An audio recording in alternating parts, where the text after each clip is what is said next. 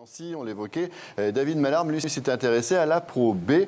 Et pas pour rien d'ailleurs, puisqu'à Bourg-en-Bresse, eh bien, on était tout heureux de recevoir Bordeaux et Boris Diaw. Il y avait du monde, du beau monde même, on y va. C'est un soir de fête à Bourg-en-Bresse. Pour la première fois de la saison, la salle Amédée Mercier affiche complet. 2300 spectateurs pour accueillir Bordeaux et sa star NBA. Dans les tribunes, Ronny Turiaf et Nicolas Batum, eux aussi, revenus jouer en France le temps du lock-out. Bourg-en-Bresse est en feu et pas question que Boris Diaw gâche la fête. Ce soir, il va perdre. Il va perdre. Je vous garantis, il va perdre. Même qu'on va à Bourg ce soir, quand je passe à Boris Diaw, il donne tout face à lui. Et c'est clair que chaque soir, on voit l'engouement qu'ils ont joué contre nous. Et c'est quasiment le match de l'année pro, c'est clair. Bon, vous avez des images de Boris. C'est un joueur très particulier, que ce soit en équipe de France ou en NBA, c'est un joueur qui recherche la passe. Il préfère attaquer sur sa main droite pour revenir après. Veille de match et dernière mise au point pour les 4 intérieurs de Bourg-en-Bresse, chargés de marquer directement le joueur NBA. Le jeu du néo-bordelais est disséqué, mais ici, pas de complexe Diaw.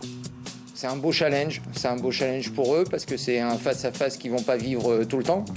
Et donc c'est une chance à saisir de montrer aussi qu'il y a du répondant et qu'en face, il y a peut-être un joueur NBA qui a une grande valeur de basketteur, mais qu'on est capable de rivaliser.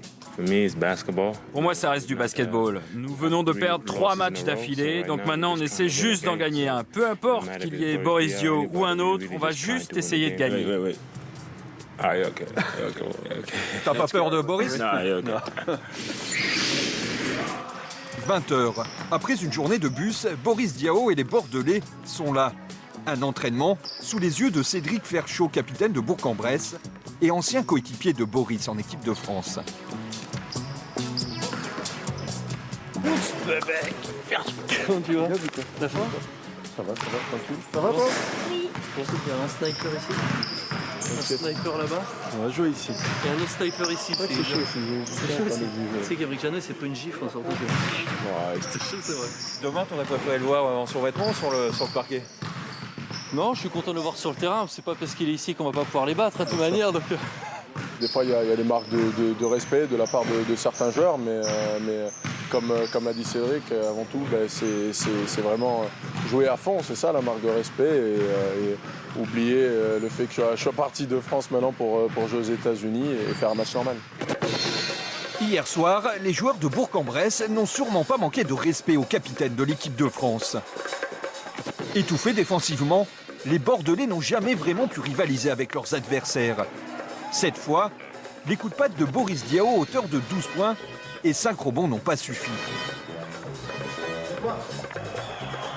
Bourg sort le plus beau match de son début de saison. Avec une adresse à faire pâlir les artificiers de la NBA, les coéquipiers de Cédric Ferchaud s'imposent 86-70 et infligent aux Bordelais leur deuxième défaite en Pro B. C'est pas parce qu'il y a un joueur NBA qu'on gagne forcément, mais pour tout ce qu'il apporte au basket français et la joie qu'il a amené dans cette salle, rien que de le fait de venir, je crois que tout le monde y a gagné ce soir. Le retour des joueurs NBA est une aubaine pour le basket français. Pour leurs adversaires, c'est souvent le plus beau jour pour briller.